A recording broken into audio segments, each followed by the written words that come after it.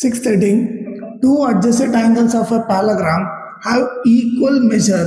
Find the measure of each of the angle of the parallelogram.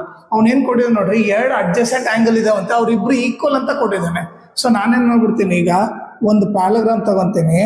Okay, ಆ parallelogram ಏನಂತ ಕರಿತೀನಿ, A B C D.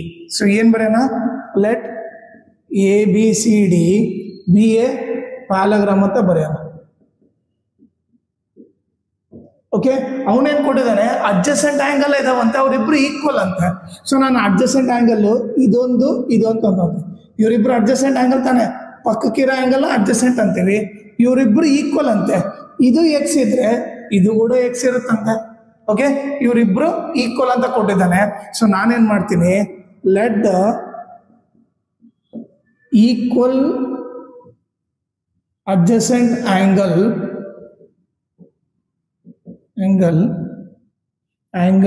measure be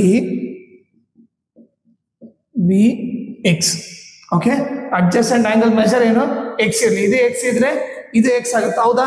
okay, so ನಾನು ಇಲ್ಲಿ ಏನು ತಗೊಂಡಿದ್ದೀನಿ, angle A is equal to X ಅಂತ ತಗೊಂಡಿನಿ, ಆಂಗಲ್ ಬಿ ಕೂಡ ಎಕ್ಸ್ ಅಂತ ಆಯ್ತು.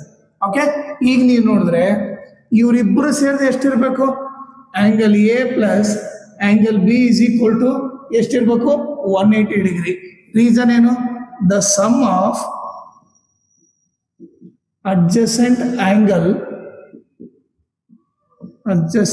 angles in a parallelogram is 180 degree, ಹೌದಾ? ಈಗ ಆಂಗಲ್ ಎ ಎಕ್ಸ್, ಬಿ ಕೂಡ x. So x plus x ಏನಾಯ್ತು, 180 ಆಯ್ತು. X plus x 2x equal to 180, x equal to 180/2 into ಇರೋದು ಈ ಕಡೆ ಬಂದ್ರೆ ಡಿವೈಡ್ ಆಯ್ತು, 2 1 ಜಾ 2 90 ಜಾ, ಎಕ್ಸ್ ವ್ಯಾಲ್ಯೂ ಏನಾಯ್ತು, 90 ಡಿಗ್ರಿ ಆಯ್ತು. ಎಕ್ಸ್ 90 ಅಂತಂದ್ರೆ ಆಂಗಲ್ ಎ ಎಷ್ಟು, angle A is equal to X equal to 90 degree. Angle B ಕೂಡ ಎಕ್ಸ್ ಅಂತ ತಗೊಂಡಿವಿ, ಅದು ಕೂಡ 90 ಡಿಗ್ರಿ ಅಂತ ಗೊತ್ತಾಯ್ತು. ಓಕೆ, ಆಂಗಲ್ ಎ ಗೊತ್ತಾಯ್ತು, ಬಿ ಗೊತ್ತಾಯ್ತು. ಈಗ ಸಿ ನೋಡ್ರಿ, ಸಿ ಏನಿರುತ್ತೆ, ಎ ಎಷ್ಟಿರುತ್ತೋ ಸಿ ಕೂಡ ಅಷ್ಟೇ ಇರುತ್ತೆ.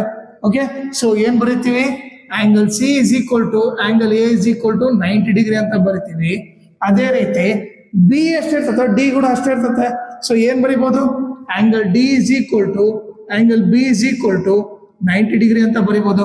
ಓಕೆ, ಇಲ್ಲಿ ರೀಸನ್ ಏನ್ ಬರಿತೀವಿ, opposite angles of a parallelogram are equal ಅಂತ ಬರಿತೀವಿ.